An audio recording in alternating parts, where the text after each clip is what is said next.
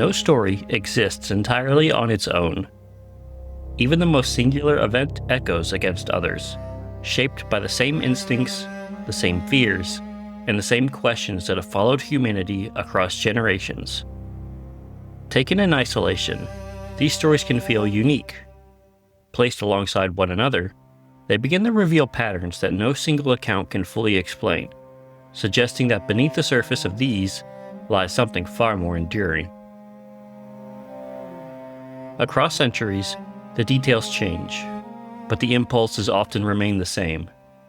Fear finds new targets, curiosity becomes fascination, and grief gives rise to legend. Time reshapes events, but rarely erases them completely. Instead, these stories continue to evolve, carried forward by the people who remember them, repeat them, and search for meaning within them. Placed side by side, these accounts begin to align, not perfectly, and not without contradiction, but with enough consistency to reveal something larger than any single story can show on its own. The details may differ, but the patterns remain, inviting us to ask not only what happened, but why these same stories continue to emerge.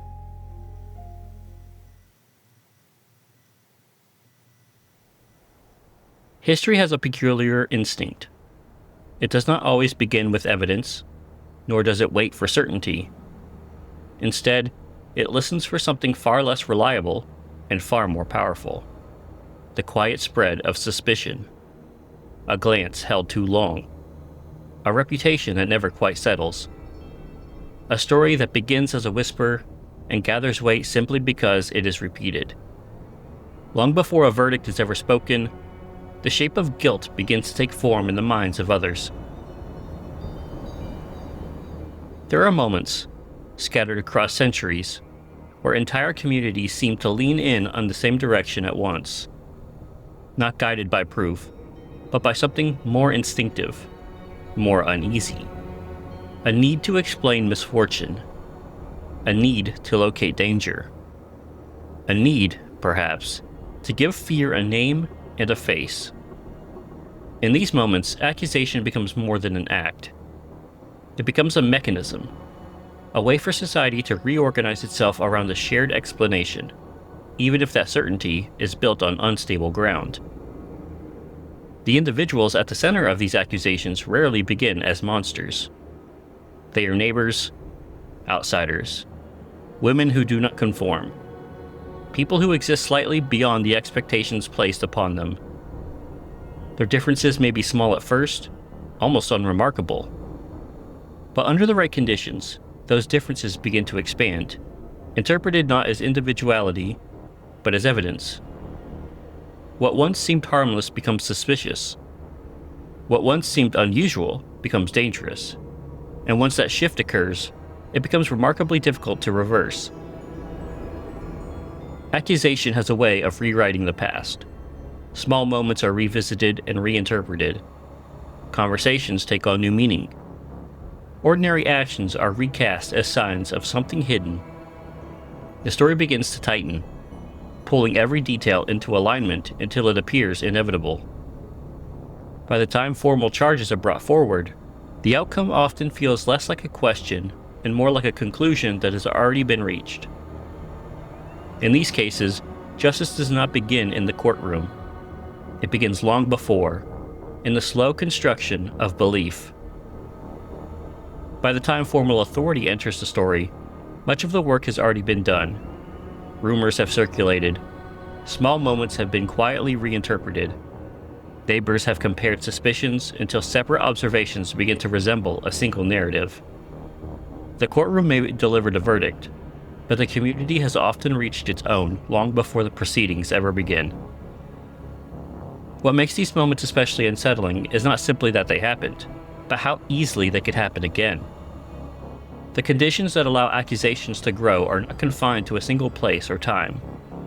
They emerge wherever fear meets uncertainty, wherever communities feel pressure without clear answers.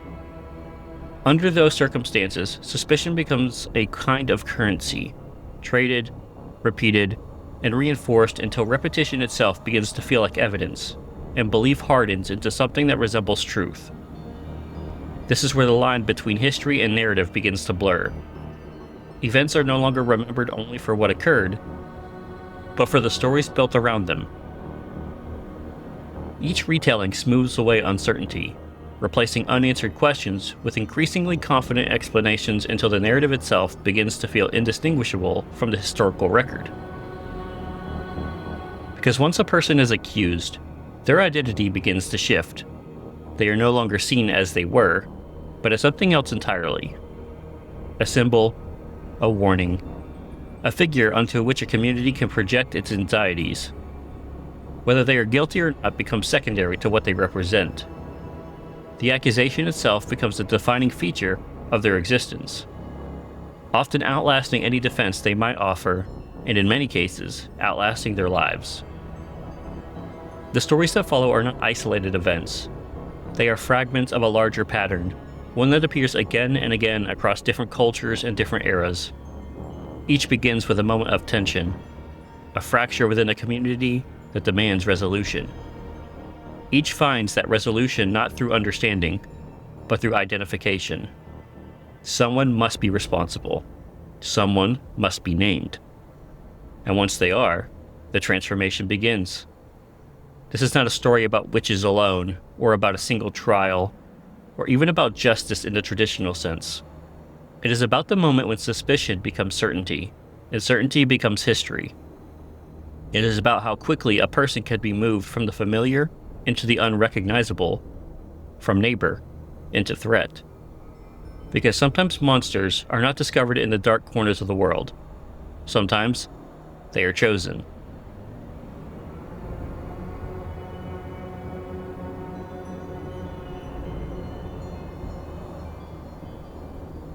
In the early 17th century, the landscape of Lancashire carried a particular kind of weight. It was not simply rural or isolated, though it was certainly both. It was a place where distance created its own rules, where communities existed in pockets shaped as much as survival as by belief. The land around Pendle Hill rose unevenly from the earth, its slopes often wrapped in low clouds that seemed reluctant to lift. Paths cut through fields and marshes in uncertain lines, and beyond them, scattered dwellings stood apart from one another, connected less by roads than by familiarity and rumor. Life here was not easy, and it rarely pretended to be. Winters could be unforgiving, harvests uncertain, and illness never far away. Survival often depended as much on the goodwill of neighbors as on the land itself. In a world where misfortune arrived without warning and explanations were often scarce, belief became another kind of resource, helping people make sense of events that otherwise seemed arbitrary.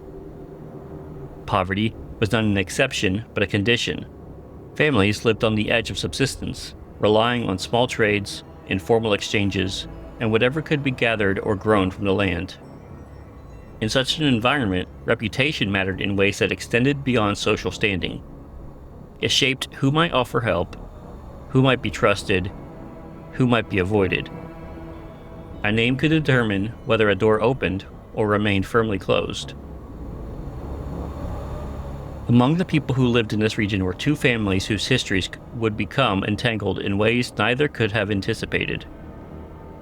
The Demdike family and the Chaddix family existed within the same fragile ecosystem, both surviving through means that hovered at the margins of acceptability. They were known for practices that blurred the line between folk tradition and something more suspect. Healing, charms, and the quiet exchange of remedies formed part of their existence, as they did for many in rural England. But in Pendle, where suspicion could take root quickly, such practices were rarely viewed as neutral. They were watched. At the center of the Demdike family was Elizabeth Southerns, an elderly woman whose reputation had already begun to harden into something more than rumor. She was known as Old Demdike, a name that carried with it an implication that went beyond identity. Age had placed her at a distance from the rest of the community, and with that distance came interpretation. Her knowledge of herbs and remedies, once practical, became something else in the telling. Her presence alone seemed to invite speculation, as though she existed slightly outside the natural order of things. Across this fragile divide stood Anne Whittle, known as Old Shaddix, another woman whose life had followed a similar trajectory.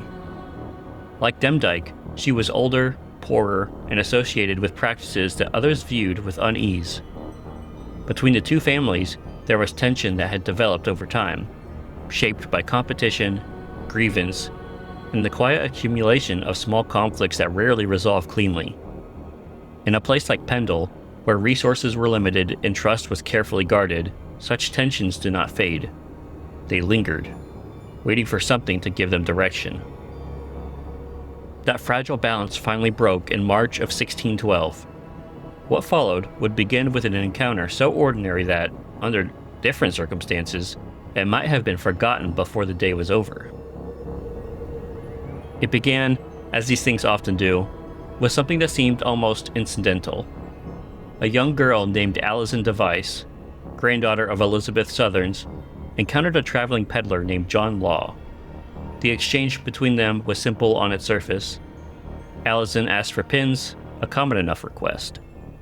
When Law refused her, the interaction might have ended there, absorbed into the quiet friction of daily life. But it did not. Shortly after their encounter, John Law suffered a sudden and severe affliction. Accounts describe him collapsing, partially paralyzed, unable to speak as he had before. In a community already primed to look for causes beyond the visible, the timing of his illness did not go unnoticed. It demanded explanation, and explanation quickly became accusation. Alison Device did not resist the accusation. Instead, she appeared to embrace it. When questioned, she admitted that she had cursed John Law after he refused her request.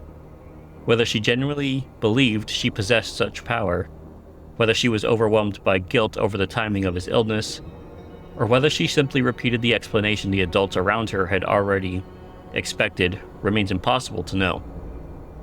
What mattered was not why she confessed, but that she did. Her admission transformed suspicion into something that looked remarkably like proof. When questioned, she confessed. Not under prolonged torture, not after extended denial, but with a directness that remains difficult to fully understand. She admitted to cursing Law, claiming that his condition was a result of her actions. Whether this confession emerged from fear, belief, coercion, or some combination of all three is impossible to untangle completely. What matters is that it aligned with what others were already beginning to suspect. And once that alignment was established, the story expanded. Alison's confession did not remain contained. It spread outward, drawing in her family, their rivals, and eventually a wider network of individuals whose connections were often tenuous at best. The local magistrate, Roger Noel, took an active role in the pursuing case, and under his examination, accusations multiplied. Names were offered, sometimes freely, sometimes under pressure, each one adding another layer to a narrative that was rapidly solidifying. Elizabeth Southerns was among the first to be implicated. Brought before Noel, she acknowledged her involvement in practices that were interpreted as witchcraft. Whether her admissions were shaped by her own beliefs or by the expectations placed upon her is difficult to determine, but like her granddaughter, she did not mount a conventional defense. Instead, her words seemed to confirm what had already been decided. Anne Whittle, too, was drawn into the proceedings. The long-standing tension between the Shaddix and the Demdike families took on new significance, reframed not as a personal conflict, but as evidence of something darker. Accusations moved in both directions, each reinforcing the other, until the distinction between rivalry and conspiracy began to dissolve. What followed was not a single accusation, but a cascade. Additional individuals were named, including James Device, Janet Device, Alice Nutter, and others whose lives intersected with these families in ways that were often circumstantial. One of the most striking aspects of the case was the testimony of Janet Device, a young child who stood in court and provided detailed statements against her own family. In a legal system that permitted such testimony, her words carried extraordinary weight. They were treated not as uncertain or influenced, but as credible and decisive. Jeanette was only around 9 years old. In most modern courts, testimony from a child under those circumstances would be approached with extraordinary caution. In 1612, however, her words were treated as credible evidence, helping determine the fate of members of her own family. She described gatherings, meetings, and acts that suggested coordination rather than coincidence. Through her account, the narrative gained structure. Whether these descriptions reflected reality, imagination, or something shaped by the expectation of those questioning her remains one of the most unsettling aspects of the case. Yet within the courtroom, there was little hesitation in accepting them. The story they formed was coherent, and coherence was often enough. By the time the accused were brought to trial at Lancaster Assizes in August of 1612, the outcome felt less like a determination and more like a formality. The evidence presented was a combination of confessions, accusations, and testimonies that reinforced one another, creating a closed system in which doubt had little room to exist. The framework of witchcraft, already deeply embedded in the cultural and legal structures of the time, provided a lens through which all of this could be understood, or perhaps more accurately, accepted. The trials themselves moved with a sense of inevitability. One by one, the accused were brought forward, their fates shaped by the same accumulation of belief that had begun months earlier with a single encounter on a roadside. 10 individuals were ultimately found guilty and sentenced to death. They were executed by hanging on August 20th, 1612. Among them were members of both the Demdike and Chattox families, their rivalry rendered irrelevant in the face of a shared conclusion. What remains, centuries later, is not a clear account of what truly happened in Pendle. The records, while detailed, are filtered through the perspectives of those who documented them, shaped by the assumptions and framework of their time. Confessions may reflect belief, coercion, or survival. Testimonies may reveal as much about the questioner as the accused. The boundary between fact and interpretation is difficult to trace with certainty. But the pattern is unmistakable. A community under strain, individuals living at its margins, a moment of unexplained misfortune, an accusation that aligns with existing fears, and from there, the process unfolds with a kind of internal logic, each step reinforcing the last until the conclusion appears not only justified, but necessary. The people of Pendle did not believe they were creating monsters. They believed they were identifying them. And in doing so, they transformed neighbors into something else entirely.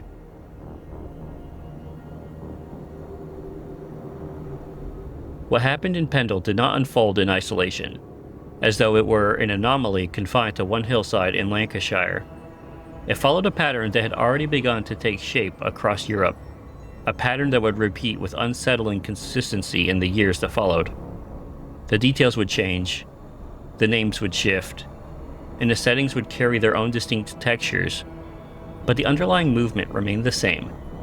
Suspicion would emerge, attach itself to a person, and from there, expand until it became something that felt undeniable. The machinery of accusation rarely depended on repeating the exact same event. It only required the same underlying conditions. In Pendle, it was a sudden illness and a confession that seemed to confirm what others were already prepared to believe.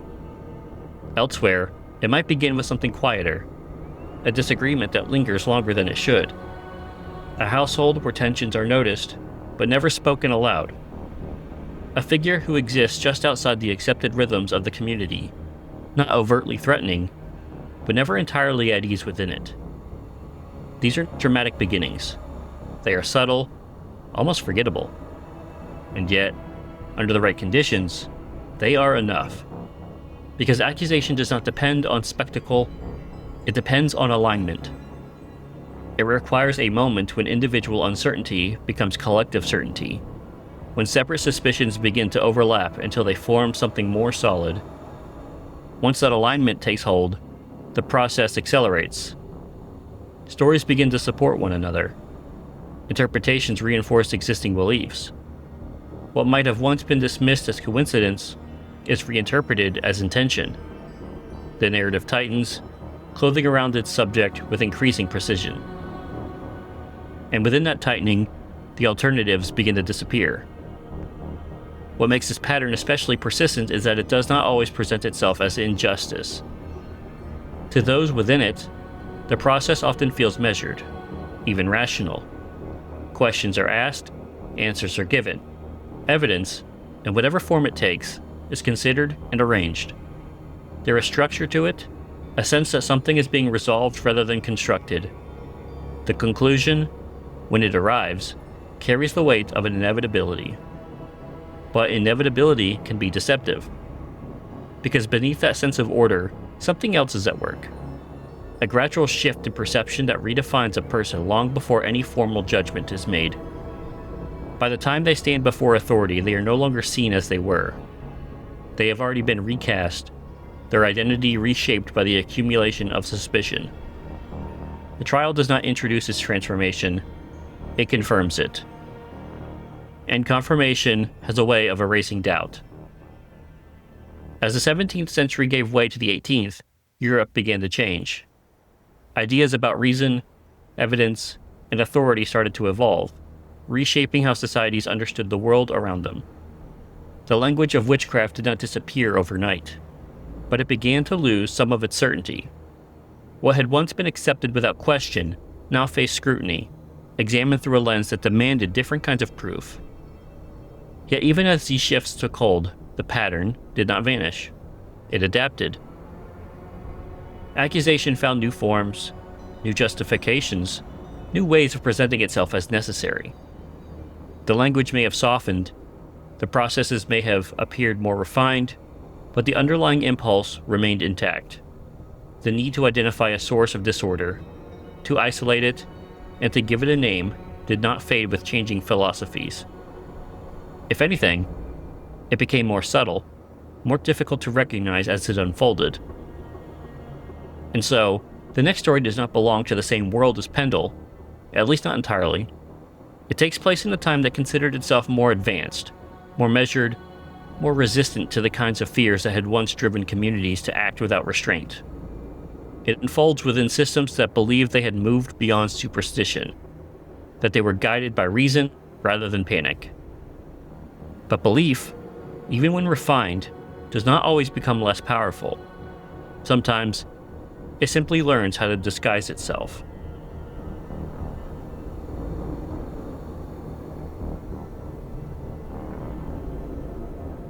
More than a century had passed since the executions at Pendle. Europe had changed in profound ways.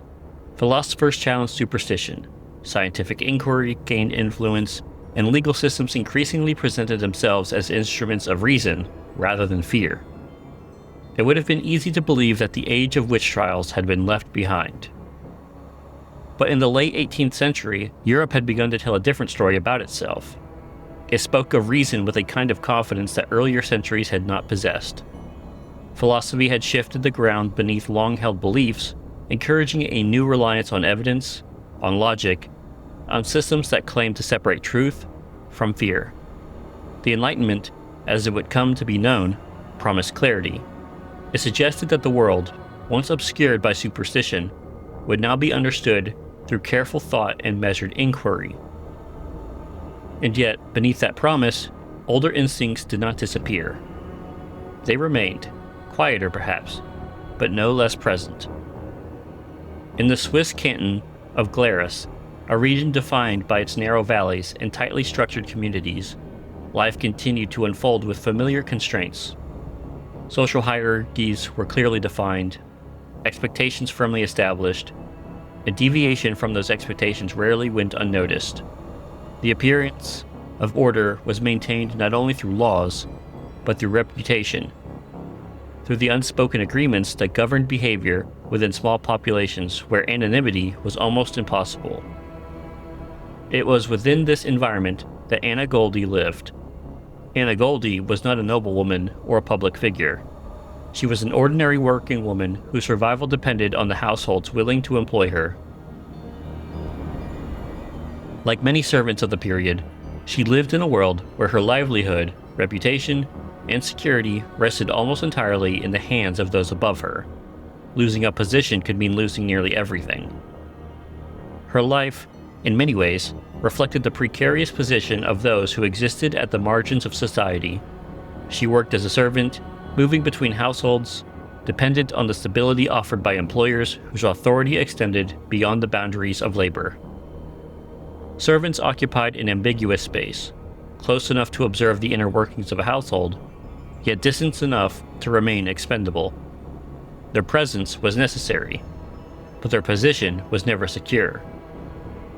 By the time Göldi entered the household of Johann Jacob Schutte, a respected physician and magistrate, she had already experienced the instability that often accompanied such a life. Her employment there placed her within a structure of authority that was both professional and deeply personal. Schutte's standing within the community offered him influence, and within that influence came a level of credibility that few would challenge. What unfolded within that household would eventually reach far beyond its walls. The initial claims were strange, but not unprecedented in a cultural landscape still negotiating the boundaries between reason and older forms of belief. Schutte's younger daughter began to exhibit symptoms that defied easy explanation. She fell ill in ways that seemed irregular, her condition marked by episodes that resisted conventional diagnosis. Accounts described the presence of needles appearing in her body, objects that were said to emerge from her mouth or skin without clear cause. To modern readers, the claims seem almost impossible to imagine. Yet for many at the time, they were interpreted not simply as medical curiosities, but as signs that ordinary explanations had failed. The stranger the symptoms appeared, the easier it became to imagine an equally extraordinary cause. Such details carried a particular kind of resonance. They echoed earlier narratives of affliction, stories in which the body itself became a site of intrusion, a place where unseen forces manifested in tangible ways. Even in an age that prided itself on rational thought, these images retained their power. They suggested not only illness, but interference, not merely a condition, but an action. And once that possibility was introduced, it required a source. Suspicion turned toward Anna Göldi with a speed that reflected more than the circumstances alone. Her position within the household, her relative lack of power, and her prior history all contributed to a perception that made her a plausible focus for accusation. It was not that evidence clearly pointed to her. It was that the story forming around the child needed someone who could occupy that role. Anna Göldi was poor, dependent on her employer, and possessed little ability to defend herself against a respected magistrate. In a conflict between the two, the outcome was never likely to be equal. She fit the role the accusation required. She was accused of poisoning the child, of placing needles in her food, of engaging in acts that blurred the line between physical harm and something more insidious. The language surrounding the accusations did not immediately rely on overt claims of witchcraft, but the implications were difficult to ignore. The nature of the alleged acts suggested a level of intent that extended beyond ordinary wrongdoing, touching on ideas that had not entirely faded from cultural memory. When Göldi was arrested, the process that followed revealed the tension between the ideals of the time and the practices that persisted beneath them. Her interrogation was not conducted in a vacuum of reasoned inquiry. It involved pressure, both physical and psychological, designed to produce clarity through admission. Under these conditions, Göldi confessed. She acknowledged acts that aligned with the accusations, describing behavior that seemed to confirm the narrative already taking shape around her. But confession, in such contexts, is rarely straightforward. It can reflect belief, resignation, coercion, or an attempt to navigate an impossible situation. In Göldi's case, the details of her confession shifted, at times aligning with expectations, at other times resisting them. The consistency that might have reinforced certainty was not entirely present. But by this stage, consistency was no longer the primary concern. The structure of the accusation had already solidified. What makes the case of Anna Göldi particularly striking is the manner in which it was formally presented. Authorities were aware that the overt prosecution of witchcraft had become increasingly problematic in an era that sought to distance itself from earlier excesses. The language of the trial was therefore adjusted. Rather than explicitly charging her with witchcraft, the case was framed in terms of poisoning, a crime that could be addressed within the evolving legal framework of the time. Yet the underlying narrative did not fully change. The elements that defined the accusations, the unexplained affliction, the invasive objects, the suggestion of malevolent intent beyond ordinary means, remained intact. The shift in language functioned less as a transformation of belief and more as a translation. The same fears were expressed, but in terms that appeared more acceptable within a changing intellectual landscape. This adaptation did not diminish the outcome. In 1782, Anna Göldi was executed by decapitation. Her death was not presented as the culmination of a witch trial, but the structure of the events leading to it closely mirrored those earlier cases. The accusation had emerged from a combination of unexplained phenomena and social positioning. The narrative had been reinforced through confession and authority. The conclusion had been reached through a process that, while framed differently, followed a familiar path. In the years that followed, the case did not settle into quiet acceptance. Instead, it lingered. Questions began to surface, not immediately, but gradually, as perspectives continued to shift. Historians and researchers revisited the details, examining inconsistencies, reconsidering the context in which the accusations had been made. The possibility that Göldi had been wrongfully accused gained traction, supported by the recognition that her position within the household and within society more broadly had made her vulnerable to precisely this kind of outcome. In 2008, more than 2 centuries after her execution, Anna Göldi was officially exonerated by the Swiss authorities. The decision acknowledged what had become increasingly difficult to ignore: that her trial had been shaped by forces that extended beyond evidence, that the process had failed to meet the standards it claimed to uphold. The decision could not restore her life, but it represented something history rarely offers: a formal acknowledgement that the story accepted for generations had been fundamentally wrong. More than 2 centuries after her execution, the accusation itself was finally placed on trial. But exoneration, arriving so long after the fact, does not undo the conditions that made the accusation possible. It does not return the life that was taken, nor does it fully resolve the uncertainties that surround the case. What it does offer is a different kind of clarity, one that emerges not from the events themselves, but from the distance at which they can now be examined. The story of Anna Göldi exists at a crossroads between 2 ways of understanding the world. On one side, a belief in reason, in systems designed to prevent the kinds of injustices that had defined earlier centuries. On the other, the persistence of patterns that continue to shape how individuals are perceived, judged, and ultimately defined by the communities around them. Her case suggests that the transition between these ways of thinking was not as complete as it might have seemed, because even as the language changed, the outcome did not. Anna Göldi was not remembered in her time as a neighbor, or a servant, or a woman navigating the limited options available to her. She was remembered as something else, something constructed through accusation and confirmed through process. And by the time that construction was complete, there was very little left of who she had been before it began.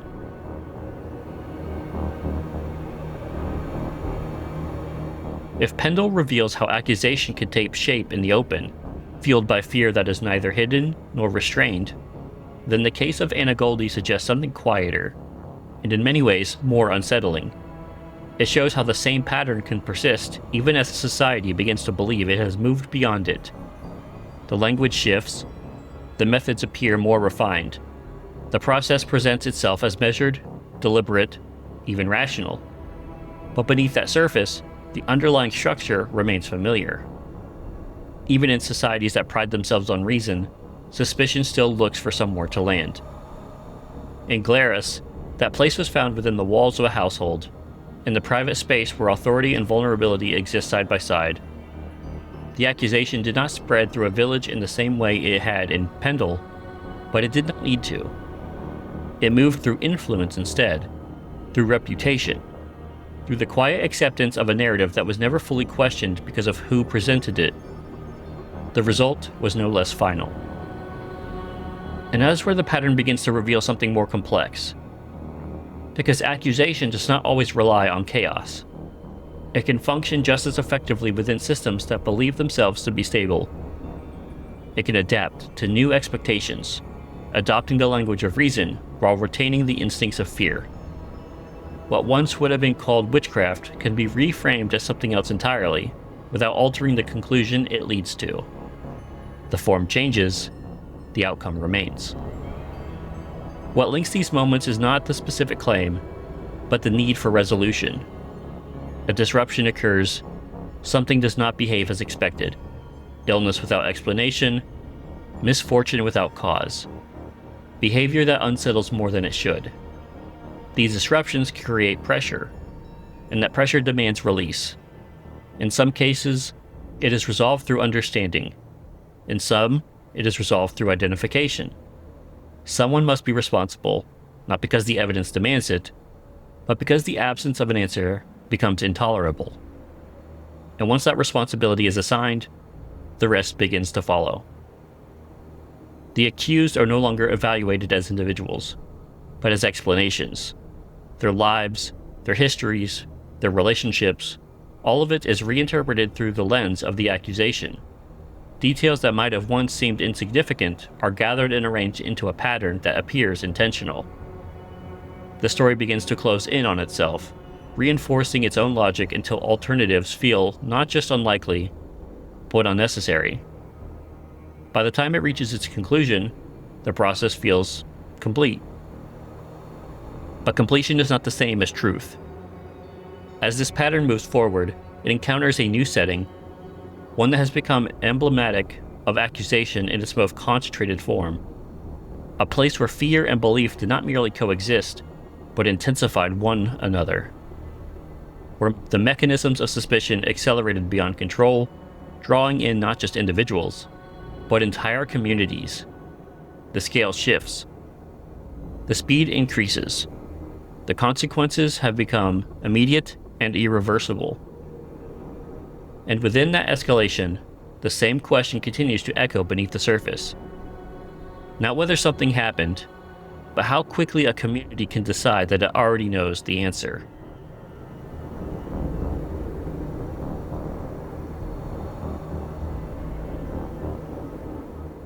By the time the accusations began in Salem, the conditions that allowed them to flourish had already been building for years. This was not a community that existed in isolation from the world, nor was it untouched by change. It was, in many ways, defined by tension. Religious expectations pressed heavily against daily life, shaping behavior with a rigidity that left little room for deviation. At the same time, external pressures, conflict on the frontier, economic instability, and lingering uncertainty about authority, created a sense that something within the community was not entirely secure. It was a place that demanded order. In a society that believed the visible world was constantly influenced by unseen spiritual forces, disorder rarely seemed random. Misfortune, illness, failed harvests, or unexplained behavior were often understood not simply as unfortunate events, but as signs that something deeper had gone wrong. If evil was believed to be active in the community, then something had to be allowing it in. And when order felt threatened, it demanded explanation. Salem Village in 1692 was not a singular, unified body. It was a collection of individuals and families whose relationships were marked by disagreement as often as cooperation. Disputes over land, influence, and religious leadership had fractured the community in subtle but persistent ways. These fractures did not always present themselves openly, but they shaped how people viewed one another, how trust was given or withheld, and how quickly suspicion could take hold when something went wrong. When the first signs of affliction appeared among a group of young girls, the response was not immediate clarity, but confusion. Their symptoms were difficult to interpret. They convulsed, cried out, and behaved in ways that seemed to defy explanation. Attempts to identify a physical cause failed to produce results that satisfied those observing them. And in the absence of a clear explanation, the framework that had long existed beneath the surface began to rise into view. The possibility of witchcraft was not an unfamiliar concept. It was embedded within the worldview of the community, supported by both religious doctrine and legal precedent. What made Salem different was not the presence of that belief, but the speed with which it moved from possibility to certainty. The girls began to name names. At first, the accusations were directed toward individuals who already occupied the margins of society, those who were poor, socially isolated, or otherwise seen as different were among the first to be identified. This initial pattern followed a familiar trajectory, one that mirrored earlier cases across Europe and colonial America. But as the accusations continued, something shifted. They expanded. The scope of suspicion grew beyond those who might have considered obvious targets. Individuals with established positions within the community found themselves implicated. The boundary between the expected and the unexpected began to dissolve, replaced by a sense that the threat could exist anywhere, within anyone. This expansion did not weaken the accusations, it intensified them, reinforcing the idea that what was being confronted was not limited or contained, but pervasive. Within this environment, Bridget Bishop became one of the central figures. She was not an unknown presence in Salem. Bishop was, by many accounts, outspoken and unwilling to mold herself to the expectations others placed upon her. Whether those descriptions were entirely fair is difficult to know, but they became part of the reputation that surrounded her long before the trials began. When suspicion finally swept through Salem, her name already carried associations that others were prepared to reinterpret. In fact, her reputation had been shaped long before the events of 1692. Bishop had lived a life that set her apart from many of her neighbors. She had been married more than once, a fact that, while not inherently suspicious, placed her outside the more typical patterns of the time. Her behavior, too, drew attention. She was known to dress in ways that some had considered inappropriate, wearing clothing that was described as more colorful and elaborate than what was expected within the community. These details, on their own, might have remained insignificant, but in Salem, where expectation defined acceptability, they became something else. Bishop had also been accused of witchcraft before, years earlier, though those accusations had not resulted in conviction. The memory of those earlier suspicions did not disappear. Instead, they lingered, forming part of a narrative that could be revisited and reinterpreted when new accusations emerged. When her name was spoken again in 1692, it did not enter an empty space. It connected to a history that was already in place. The testimonies against her reflected this convergence of past and present. Witnesses described experiences that aligned with the broader pattern of accusations sweeping through Salem. They spoke of apparitions, of seeing Bishop's specter in their homes, of being tormented by a presence that could not be physically proven, but was described with certainty. These accounts, known as spectral evidence, carried significant weight within the proceedings, despite their intangible nature. Spectral evidence occupied a strange place within the trials, because it relied on the claims of invisible experiences. It could not be tested or disproven in any meaningful way. The court nevertheless accepted it, allowing deeply personal experiences to carry the weight of legal evidence. The absence of physical proof did not diminish their impact. If anything, it reinforced the belief that what was being confronted existed beyond the ordinary. Additional claims were introduced, further embedding Bishop within a narrative of guilt. It was said that small figures, puppets, had been found in her home, objects associated with practices believed to cause harm through symbolic means. Others testified that she had bewitched them, causing illness or misfortune that could not otherwise be explained. Each account added another layer, contributing to a structure that became increasingly difficult to challenge. When Bishop stood before the court, she denied the accusations. Her denials were direct, consistent, and unwavering. She rejected the claims of spectral visitation, dismissed the idea that she had engaged in witchcraft, and maintained her innocence in the face of mounting testimony. But within the framework of the trials, denial did not function as a counterweight. It was interpreted not as resistance, but as further evidence of deception. To deny was to conceal. To maintain innocence was to demonstrate the very cunning attributed to those accused. The logic had already closed around her. The court, operating within this framework, did not require the kind of evidence that would later be considered necessary for conviction.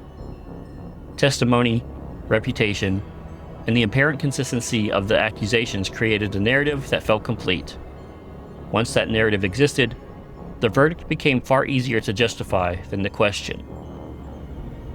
On June 10, 1692, Bridget Bishop was executed by hanging. She was the first person executed during the Salem witch trials, establishing a precedent that demonstrated the accusations would lead to irreversible consequences. In the weeks and months that followed, others would be tried, convicted, and executed under the same structure of belief. The pattern, once initiated, accelerated. But Bishop's case remains distinct, not because it differed in its construction, but because it set the tone for what came after. She embodied many of the elements that made accusation possible: a reputation shaped by deviation from expectation, a history that could be revisited and reframed, a community already under strain, searching for resolution. When her name was spoken, it fit within the narrative that had begun to take shape, reinforcing its logic and allowing it to expand further. In the years that followed, the Salem trials would come to be seen as a cautionary example, a moment when fear overtook reason and led to consequences that could not be undone. Apologies would be issued, records would be revisited. The recognition of error would emerge, slowly, as the distance from the events allowed for a different kind of examination. But that recognition came too late for those who had been accused. Bridget Bishop was not remembered as she had lived, with all the complexity and contradiction that defined her life. She was remembered as something else, something shaped by the convergence of belief, fear, and process. Her identity, like those who came before and after her, was redefined through accusation. Her story preserved as it was, but as it had been constructed. And once that construction was complete, it became part of history. Not as a question, but as a conclusion that, for a time, no one within it believed needed to be questioned at all.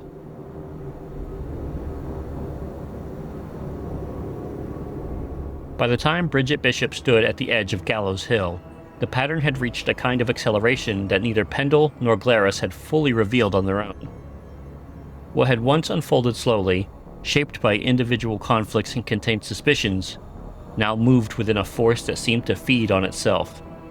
Accusation no longer required careful construction, it sustained its own momentum. And once that momentum took hold, it became difficult to interrupt. Pendle showed how suspicion could gather within a community already strained by poverty and rivalry, how it could settle onto individuals whose lives made them visible in the wrong ways. Glarus revealed something quieter, more controlled on the surface, where accusation could be shaped by authority and translated into a language that appeared rational while preserving older fears beneath it. Salem, however, demonstrated what happens when those forces converge and expand beyond containment. It was no longer a matter of isolated cases, but an environment in which accusation no longer simply identified individuals. It created a system in which identification was expected. The question was no longer whether someone might be responsible, but who might be named next. Each accusation reinforced the last, forming a chain that extended outward, pulling more people into its structure. The process became less about evidence and more about continuity. To stop would have required doubt, and doubt had already begun to disappear. What connects these three stories is not just the outcome, but the conditions that allowed them to unfold. A community under pressure, individuals positioned at its margins, whether by circumstance, behavior, or perception. An event that disrupts the expected order. From there, the movement begins, suspicion attaches itself, gathers support, and reshapes the person at its center until they are no longer seen as they were.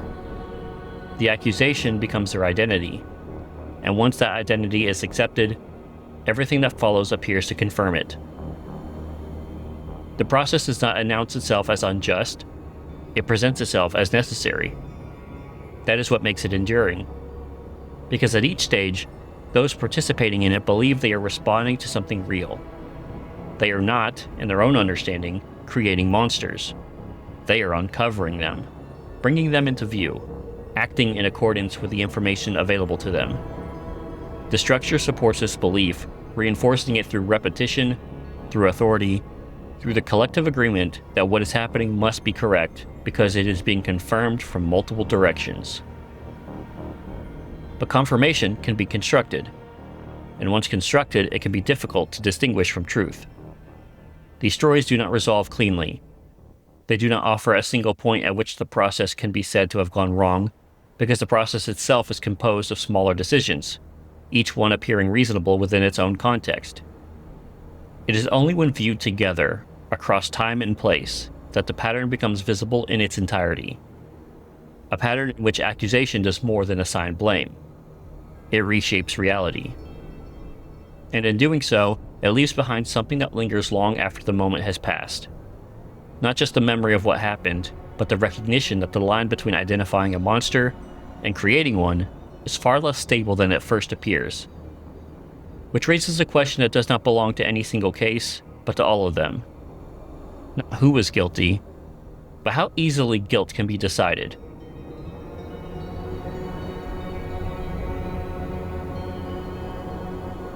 There is a temptation, when looking back at cases like Pendle, Glarus, and Salem, to treat them as artifacts of a less informed world. To imagine that what occurred was a result of ignorance, of systems not yet refined, of beliefs that had since been replaced by something more reliable. That framing offers a kind of comfort. It suggests distance. It implies that what happened then belongs to a past that no longer has the same power. But these stories resist that distance, because when examined closely, what emerges is not a series of isolated errors, but a recurring structure, one that does not depend on a specific century or a particular belief system, but on something more fundamental in how people interpret uncertainty, fear, and one another. At the center of each case is a disruption. In Pendle, it was illness that appeared without clear cause, combined with existing tensions between families already living under strain. In Glarus, it was a child's unexplained condition, framed within the authority of a household that carried its own imbalances of power. In Salem, it was behavior that defied explanation, amplified within a community already fractured by internal conflict. These disruptions share a common feature. They resist easy answers, and resistance creates pressure. That pressure does not remain abstract. It demands resolution. Not necessarily understanding, but closure. A way to move from uncertainty into something that feels stable again. In all three cases, that resolution is achieved through identification. The disruption is not explained in neutral terms. It is assigned, given a source, given a person. This is the first transformation. Once a person becomes an explanation for an event, their identity begins to shift. They are no longer interpreted as an individual with complexity, but as a function of the accusation itself. Their past is re-examined, not as it was experienced, but as it can be used. Details that might have once seemed inconsequential are gathered and arranged into a pattern that appears intentional. The narrative begins to organize itself around them. An organization creates the appearance of certainty. In Pendle, confessions, whether freely given or shaped by circumstance, aligned with existing suspicions, reinforcing a story that had already begun to take form. In Glarus, the authority of Johann Jacob Schutte lent credibility to claims that might otherwise have been questioned, allowing the accusation to move forward with limited resistance.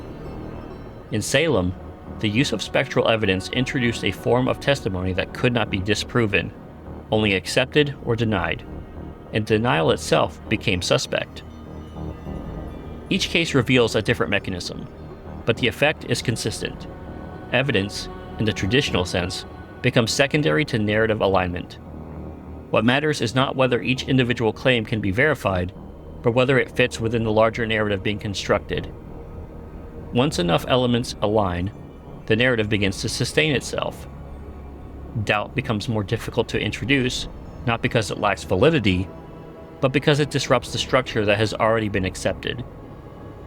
This is where accusation becomes self-reinforcing. One of the reasons these systems become so difficult to stop is that every participant often believes they are acting responsibly. Witnesses convince themselves they are telling the truth. Judges believe they are protecting their communities. Neighbors feel obligated to speak up rather than remain silent. Very few people see themselves as participating in an injustice while it is happening. That recognition usually comes much later, when distance makes the pattern easier to recognize than it was to live through. Every new statement, every additional testimony does not simply add information. It strengthens the framework, making it more resistant to challenge. In Salem, this is particularly visible in the way accusations expanded, moving beyond the expected targets to include individuals who would not have initially been considered likely suspects. The expansion did not weaken the system, it confirmed its reach. Because if anyone could be implicated, then the threat must be real. What is often overlooked in these cases is the role of social positioning. The individuals accused are not chosen at random. They exist at points within the community where suspicion can most easily attach. Poverty, gender, reputation, and behavior all contribute to this positioning. Elizabeth Southerns and Anne Whittle were elderly women living at the margins of society. Anna Göldi was a servant within a household structured by authority she could not challenge. Bridget Bishop had a history that set her apart from the expectations of her community. What stands out across these stories is that the accusations rarely begin with the most powerful people in the room. They settle first on those with the least ability to resist them. Poverty, social isolation, gender, dependence on others, or an already complicated reputation all make someone easier to imagine as dangerous. The accusation does not simply identify vulnerability, it often follows it. These characteristics do not prove guilt, but within the structure of accusation, they function as indicators. They make the narrative more plausible, more coherent, more readily accepted by those observing it. The accused become believable not because of what they have done, but because of who they are perceived to be. This perception is not neutral. It is shaped by the values and anxieties of the community itself, and those anxieties require expression. Witch trials, in this sense, do not simply reveal fear, they organize it. They provide a framework through which diffuse concerns about illness, about social disorder, about power, can be concentrated and addressed. The accused become focal points, absorbing the tension that exists within the community and giving it a form that can be acted upon. This does not resolve the underlying issue. It redirects them. Which is why the outcomes, even when final, rarely brings the kind of closure they appear to promise. In Pendle, the execution of 10 individuals did not eliminate the conditions that had allowed the accusations to emerge. In Glarus, the death of Anna Göldi did not clarify the nature of the child's illness. In Salem, the execution did not stabilize the community. In each case, the resolution addressed the symptom of accusation, not the cause of the disruption. But by then, the process had already completed its work. What remains across all three cases is the recognition that accusation operates through a series of shifts in perception. It begins with uncertainty, moves towards suspicion, and from there, into certainty that no longer requires validation. The accused are transformed along the way, their identities reshaped to fit the narrative that has been constructed around them. And once that transformation is complete, it becomes difficult to reverse. Even when history revisits these moments, offering exoneration or reinterpretation, the original narrative does not disappear entirely. It lingers, embedded within the record, influencing how the story is remembered. Anna Göldi may have been officially cleared centuries later, but the fact of her execution remains part of her identity and historical memory. Bridget Bishop's name is inseparable from the Salem trials, regardless of the conclusions reached afterward. The accusation leaves a mark that extends beyond the moment itself. This is where the central question of these cases begins to shift. Not whether the accused were guilty, but how guilt was constructed. Because in each instance, the process does not uncover a monster waiting to be found. It builds one, piece by piece, through the accumulation of belief, interpretation, and reinforcement. The final image appears complete, coherent, even inevitable. But it is not discovered, it is assembled. And once assembled, it carries a power that is difficult to dismantle, not because it is true, but because it has been accepted as truth by those who needed it to be. Which raises a possibility that extends beyond these stories. If accusation is a process rather than an event, then no society is entirely immune to it. The language may change, the institutions may improve, the evidence may become more sophisticated, but whenever fear begins organizing itself around certainty before understanding, the same pattern has an opportunity to emerge again.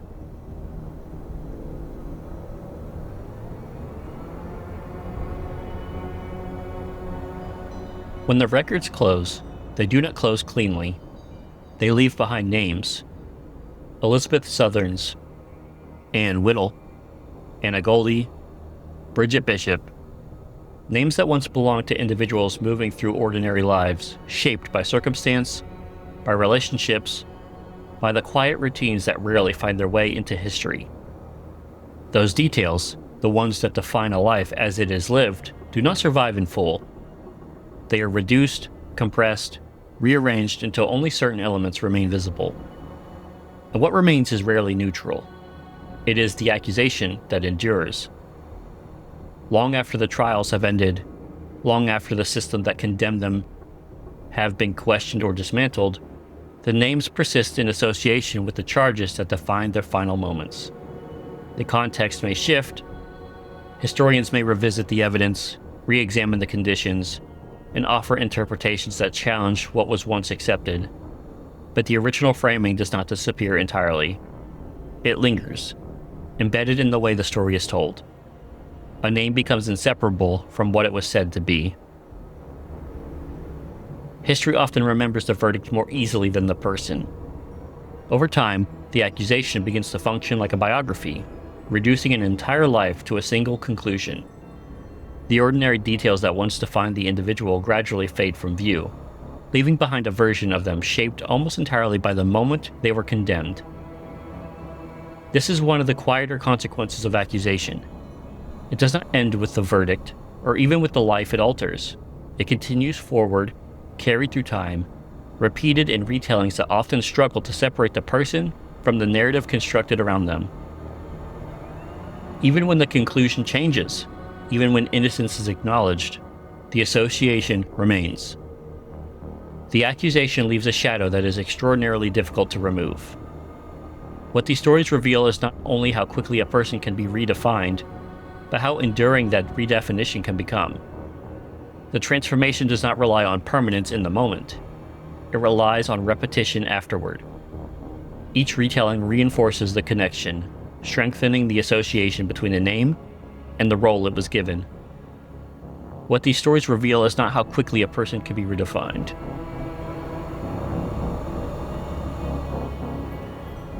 Over time, the distinction between who they were and what they were accused of becomes less clear, until eventually it can disappear altogether.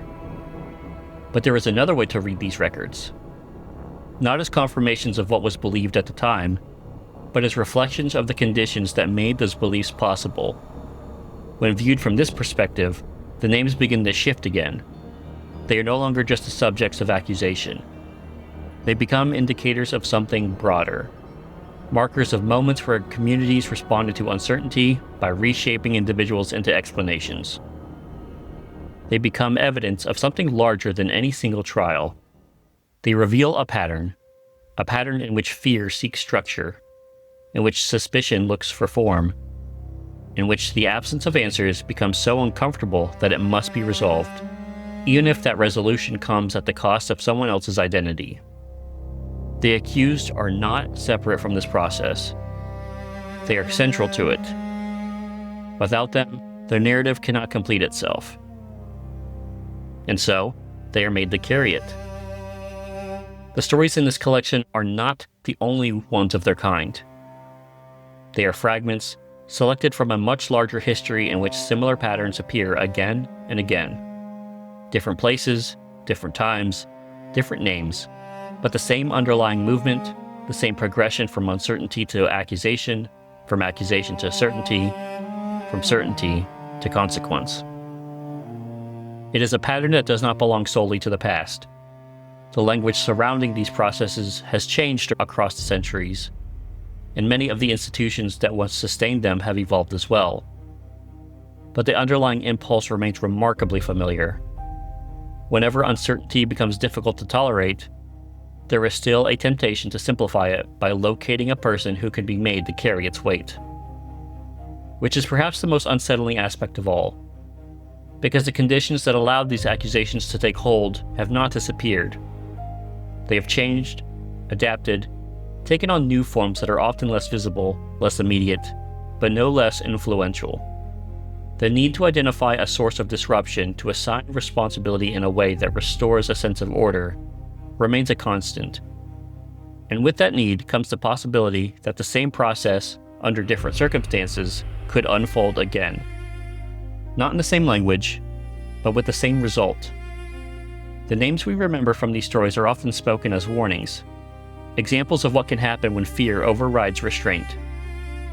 But they are also reminders of how easily a person can be redefined when a community decides that they must be, how quickly identity can shift when it is filtered through belief rather than understanding, and how long that shift can last. Because once a name is given a meaning, especially one reinforced by authority and repeated through history, it does not easily return to what it was before. It remains not as a life fully understood, but as something that was decided. And perhaps that is the most enduring consequence of accusation. It does not merely alter the course of a life. It can determine how that life is remembered long after everyone who witnessed it is gone.